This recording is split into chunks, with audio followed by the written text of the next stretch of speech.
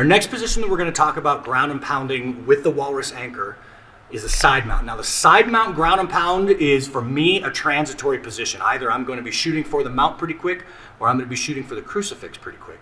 But understanding how to do it is very important. Once you guys achieve the side mount, you want to get a good control position, which we'll talk about here in a second. Then you want to enact the Walrus. Then you want to enact the short elbows like this. So what that's going to look like is, if Andrew goes down here, I'll put you right here, Andrew. So I'm going to be in a standard side mount. Heavy shoulder pressure, keeping the chin away, basic Jiu-Jitsu 101. Once I have that anchor down here, I'm going to enact my Walrus anchor because I want to free up the arm that's toward his head. So let's say I'm in this standard position. I got good, heavy pressure here. I want to hold on to this inside control here, guys. This is very important because it's going to allow me to transition to my crucifix shortly. But I'm going to hold this guy down, pull this guy out, and then here's the Walrus where the hips are coming in. Now, some people like to stay with their knees on the shoulder and the hip, and the Walrus this way. Some people like to straighten out a leg and Walrus this way. Doesn't matter as much. It's however you like to ride. But the important thing is that the Walrus kicks in and you put your head down. Now, what's interesting about this is it's still a Walrus methodology, but my head isn't coming up like this for the moment.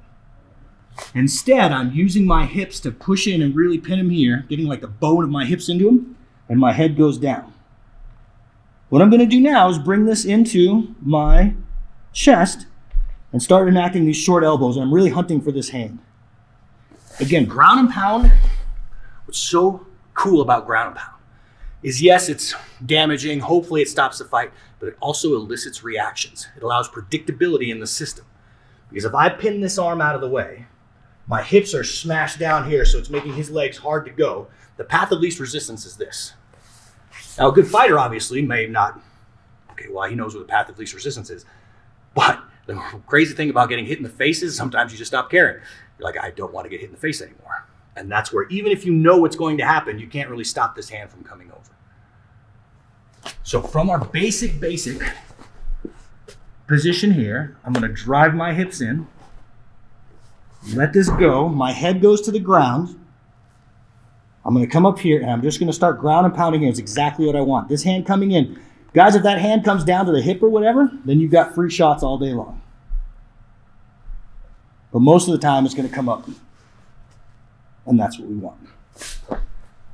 Now for the Walrus style ground and pound, for our basics, that's pretty much it. There's different ground and pounding methodology for different anchor positions that we'll learn later.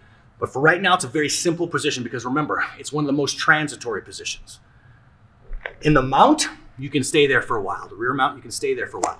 From the Walrus, from this position, it's only going to be a couple of seconds, hopefully. Unless he's done something really dumb, right? Like sometimes they keep trying to push on the hips and they keep eating this till the fight's over. Barring stupidity, it's a very transitory position. Hips down, head down, and then this guy comes back